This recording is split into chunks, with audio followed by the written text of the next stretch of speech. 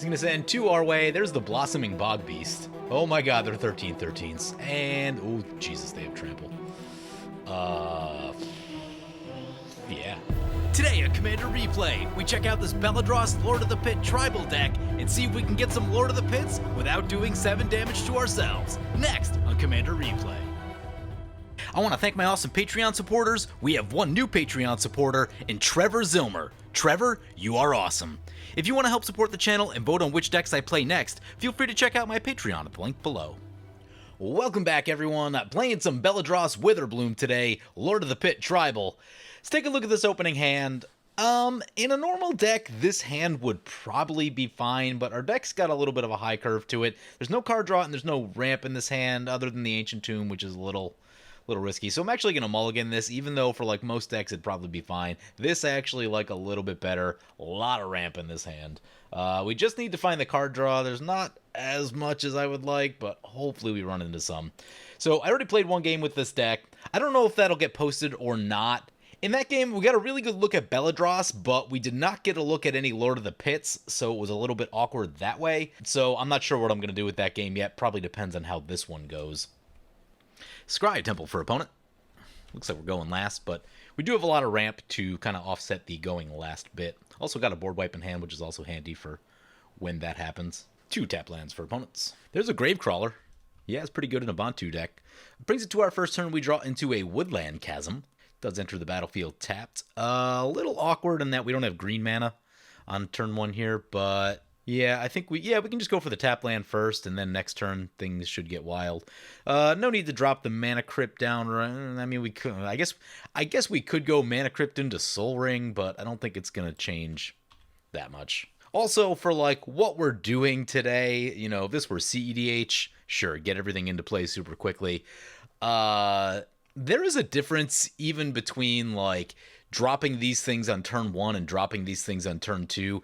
When you drop them on turn 2, particularly Soul Ring, where you have to pay mana for it, it does give your opponents just a little bit of a chance to catch up. If you drop this stuff on turn 1, sometimes you just get so far ahead that you can get all your big stuff into play before your opponents even have mana to cast removal, so Nature's Lore for opponent. But yeah, we'll go just a little bit slower than, you know, we could with this hand, just because I know what it does when you have like 6 mana on turn 2. Brings it back to our turn. There's an Avenger of Zendikar. We do need some more green mana, though. Let's get the Swamp into play. Play the Mana Crypt. Play the Soul Ring. Got a bunch of mana to our name. Play the Farhaven Elf. It's a little bit more mana intense than the other one. It'll ETB. We'll get to go find a land. Looks like we need some green. And we'll pass like that. So we are playing Beledros Witherbloom today. It's a 7 mana 4/4 with flying. At the beginning of each upkeep, create a 1/1 black and green pest creature token with, when this creature dies, you gain 1 life. And pay 10 life, untap all lands you control, activate this ability only once each turn. Pretty cool little commander. I had it in play last game for a little bit, and yeah, the fact that it's an every upkeep trigger does make it pretty good. Now, it's a little pricey at 7 mana. Its stats as a 4/4, it's maybe a little bit small as a 7 mana 4/4, but the effects are definitely cool. And like I said, we're playing Lord of the Pit Tribal today because we're going to get a lot of creatures to sacrifice. So I guess we'll take a quick peek over at the deck. So we do see a bunch of Lord of the Pit type creatures up here at the top end of the deck. We've got Doomgape. We've got Minion of Leshrac, Lord of the Pit, Archdemon of Unks, one that I've always wanted to use, Liege of the Pit. We got Verdant Force. There are a couple things in this deck that make tokens. This also seemed like a pretty good deck for the Verdant Force, just because it'll give us more things to sacrifice. We've got a Tendershoot Dryad for that same sort of thing, Zathra Demon, and a few other things. At the lower end of the curve, we do have a Bloodghast, Reassembling Skeleton, a few of those type of effects. A lot of ramp in here. Probably need to switch out a ramp slot for a card draw slot. I think the card draw is a little bit lacking still. I added one after the last game, but I think we're probably still not quite there. Opponent pokes over to the Amareth, gets him for 2. That brings it back to our turn. We've got a Mana Crypt flip. Lost the flip on Tails. There's a Swamp. More colored mana. We'll get the Reliquary Tower into play. We're not that far away from that Avenger. Actually, are we on 7? That's 4, 5, 6, 7, 8. We're on 8 mana. Wow. We're on 8 mana on turn 3. God. Yeah. Yeah, it's pretty crazy. I think we just cast our commander. We'll wait on the Avenger. Yep, this is going to be pretty wild. I do have a feeling if opponents have removal, they'll probably just use it right here.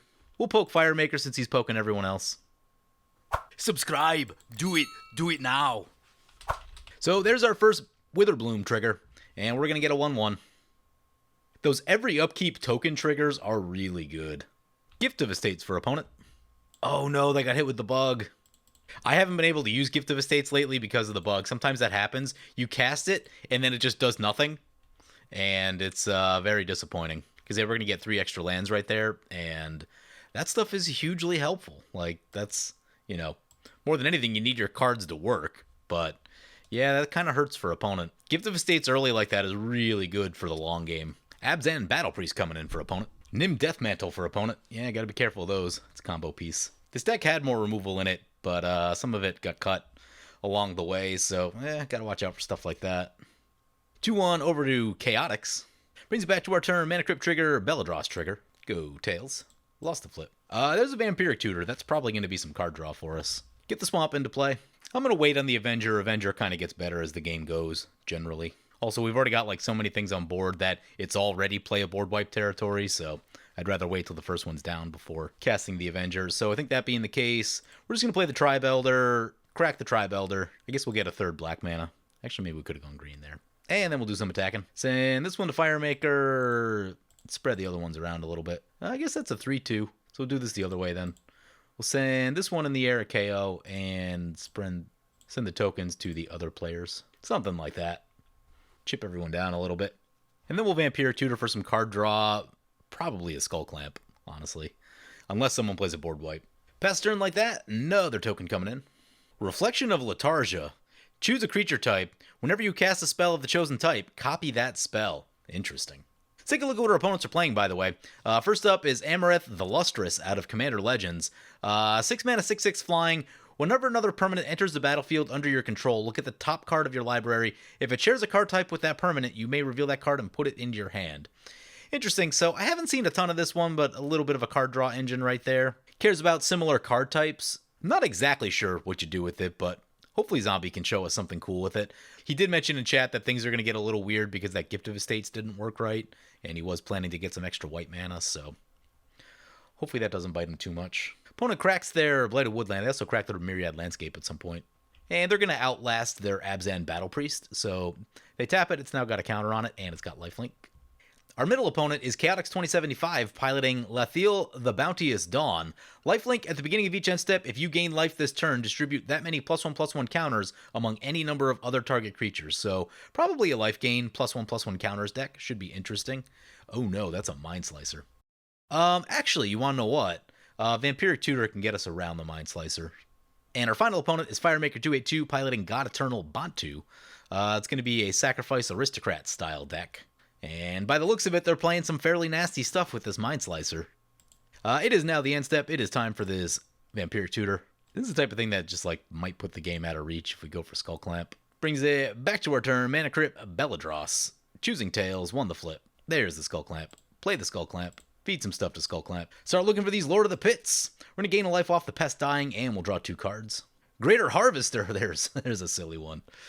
That works. We'll play that one.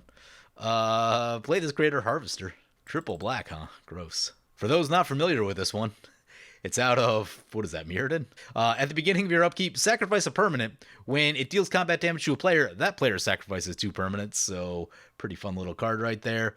We'll put a Skull Clamp. We'll clamp one more thing. Draw some more stuff. There's a Solemn. Solemn's cool. Eternal Witness. Put a Skull Clamp on, I guess on our commander. Seems a high likelihood that could get shot at some point.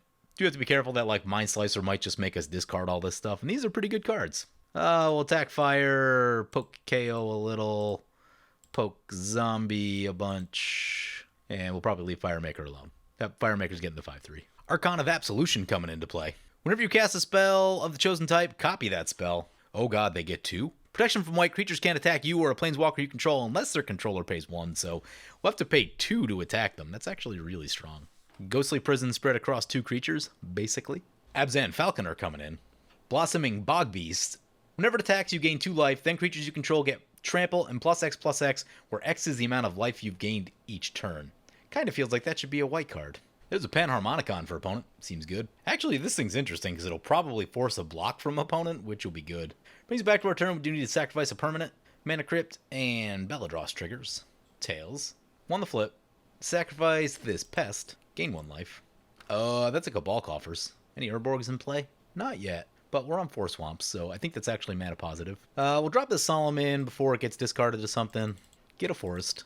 I'm going to play the Eternal Witness just to get the Vampiric Tutor back, because Vampiric Tutor is a nice out against Mind Slicer dying. Get Vampiric Tutor. We'll clamp something. We'll clamp this Farhaven Elf. As a Tendershoot Dryad. Those are crazy. Let's do some attacking. This one at Fire. This one at Zombie. We'll need to pay for that one. Probably should have re-equipped the Skull Clamp. Whoops. These all kind of eat KO a bit. Oh, actually, you know what? None of these will kill the Mind Slicer, so I guess we can send a sizable attack over to Fire. Fire appears to be playing the strongest deck. Mono Black Aristocrats is like a hard thing to deal with, so leave a couple back to block just in case. Pay 2 for our attacks. They could actually double block and get rid of our Greater Harvester right here. They're going to go single blocks because there is value in having a Ghostly Prison effect against a token-based strategy, so I get what they're doing. Opponent going to block one with the Mind Slicer. They'll take a bit from the rest. We'll gain a life. Ooh, you want to know what? We didn't leave black mana up for Vampiric Tutor, so that could work out poorly. Amareth coming into play. Opponent plays a land, triggers the Amareth. I guess the fact that lands can trigger it seems pretty good. Play a land, get another land occasionally. It's not awful. Here comes Lathiel. Golden Knight Redeemer coming into play. Enters the battlefield, gain 2 life for each other creature you control. Opponent could do a real big attack then with this thing. Bet it's all coming our way. Telling KO to do his worst. Do your worst. He's going to send 2 our way. There's the Blossoming Bog Beast. Oh my god, they're 13/13s. And, oh Jesus, they have trample. Yeah. KO's going to gain a lot of life. Maybe this thing isn't as bad as I thought. In the right deck, that's kind of a repeatable Crater Hoof. Yeah, that is pretty scary, actually. Well, I guess throw everything we can in front of them. We will gain a little bit of life back, and there is something to say about just like, you know, if you gain 5 or 10 life back over the course of a game with the tokens, that is huge. It'll probably be more than that, honestly. If you can keep Beledros in play, you see how many tokens it spits out, and if these things die, you just get a lot of life. And keeping your life high makes it difficult for a lot of decks to deal with you. So we'll draw a card, we'll gain a little bit of life. There's a land. And KO's up to 51 now, and like, we don't have 51 damage. That's not a thing that we have. So like, we may actually need to wipe the board, because this thing is terrifying. Although if we do that, then Mind Slicer happens. It's not great. It's not great. Put a stop on our upkeep. Oh wow, and now they get to distribute. If you gain life this turn, distribute up to that many +1/+1 counters among other target creatures. Yeah. Yeah. We could play Crux of Fate, and that'll actually save our dragon. Ooh, I know what we can do. We can take Firemaker out, then play a board wipe, and then not get hit with the Mind Slicer. Yeah, I think that works, actually. So I don't think we need a Vampiric Tutor yet. Beledros, Mana Crypt, Greater Harvest. Put them in the wrong order. Sacrifice a Pest. Gain a life. Heads. 1 the flip. Wild Growth is a good card. Play Verdant Catacombs. Crack a Verdant Catacombs. We'll get Bayou. Put a Wild Growth on our Bayou. Note that these are not saplings. They will not get the City's Blessing trigger. Or ability, rather. So I think we moved to take Firemaker out because of the Mind Slicer. He's also been stuck on lands, and it's just like, it's not a great feeling, so we'll get him out of here. Send this thing to Zombie. Actually, that'll just die to stuff. Well, I guess we'll just leave it back then. Wow, these creatures are also huge now. They all have like 6 counters on them. That's ridiculous. Opponent's going to block 1. Hope they don't survive. They go down, -1. Excellent. So, Mind Slicer's gone. We gain a life. Then we will Crux of Fate, destroy all non-dragons. Bunch of things die. We're going to get a bunch of life back. Gets rid of the pesky Ghostly Prison Archon. Gets rid of KO's giant stuff. Guess it's time for the Avenger and the Tendershoot. Find out who's got removal. Avenger trigger. We'll Skull Clamp a plant. We are supposed to be drawing Lords of the Pits, but hasn't really been working out that way when I've been playing this deck. Sort of annoying. Here's a Reassembling Skeleton. Put this on Avenger, since Avenger has a high likelihood of dying. And we'll pass like that. I know we could clamp more, but we're already very far ahead of our opponents. Opponent's going to Secret Rendezvous. This is a great time for that play, because we are clearly the arch enemy, and yeah, both of them getting more cards, more chances for removal, more lands, things like that. That's going to be one of the better Secret Rendezvous I think you'll ever see. If you're both trying to work to take someone down, then can definitely be a helpful card. There's a Keeper of the Accord. They'll get some stuff out of that if that stays in play. Amareth trigger. Yeah, they've got a 6/6 in the air that we're not really defended against. Question is, do they need a blocker? Yeah, they're going to hold back the blocking. Bond of Flourishing. Look at the top 3 cards of your library, reveal a permanent from them, put it into your hand, the rest on the bottom, gain 3 life. Reveals Angelic Chorus, cool card. Whenever a creature enters the battlefield under your control, you gain life equal to its toughness. One that I always kind of forget about, though I don't play a ton of life gain, but certain decks, this thing can be pretty good. Sifter Worm, trample. Enters the battlefield, scry 3. Reveal the top card of your library, you gain life equal to its mana value. Authority of the Consoles. That'll gain them a lot of life. They're already at 58. Let's find out if Beastmaster Ascension's still in the deck. That was opponent's chance to play some removal right there. They didn't have it, so... Also something that drops 2 lands into play would also be pretty strong. Beledros, Mana Crypt will go Tails. 1 the flip. Play a Vampire Tutor. Authority of the Consoles will trigger. Beastmaster Ascension came out. Unfortunately would be really good right here. Yeah, I took out a lot of the token stuff that would allow us to, like, win the game quickly. We'll try the Zathrid Demon. Seems kind of fun. Actually, is Doomgape in here? I don't think I've ever gotten to play a Doomgape. Let's get Doomgape. There's Doomgape. Play a Swamp, Landfall, trigger. Cast Doomgape, Authority of the Consoles. Do some attacking. That's still a big flyer, isn't it? I guess... most things at KO? Not that thing, though. Attack like that. Do we commit the Tendershoot Dryad yet? They didn't play the board wipe last turn, so they would have to be top decking it. Opponent goes down to 47. We'll clamp a token. Oh, right, they don't die. Try clamping another token that will die. Draw 2 cards. That's Guardian Project. We'll play the Reassembling Skeleton. Opponent gains life. Clamp on the Avenger. And we'll pass like that. Opponent gonna get some Keeper of the Accord triggers. Land and a token. Starnheim Courser coming in for opponent. Artifacts and enchantments cost 1 less. Authority and Amareth will trigger. I think it's worth pointing out that, like, if our pests had not been gaining us life, we would be much lower than 25. I don't know exactly how much life we've gained. I would guess it's probably close to about 15 at this point. So we'd be at like 10. To the point where, like, opponent could probably just come in and, like, poke us with some stuff. And we might die. And I'm granted, we'd probably holding a blocker back. But still. Opponent's going to lay down a Maskwood Nexus. I'm guessing things are probably going to get real silly right now. So there's an Adaptive Automaton. They're going to get 2 Adaptive Automatons. Yep, that's pretty good. The team is getting bigger. Chosen type is Archons. They're doing an Archon Tribal type of thing. Angelic Chorus coming in for KO. Yeah, it just keeps making that mountain bigger and bigger. Zombie's got some damage on his side of the board now. Lathiel coming into play. Yeah, now things are actually going to start getting big.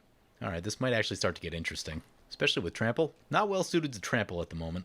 Lathiel and Keeper of the Accord trigger at the end step. Yep, gonna pump up the big trample-y one. Back to our turn, there's a Doomgape trigger. Beledros and Mana Crypt. Go, heads.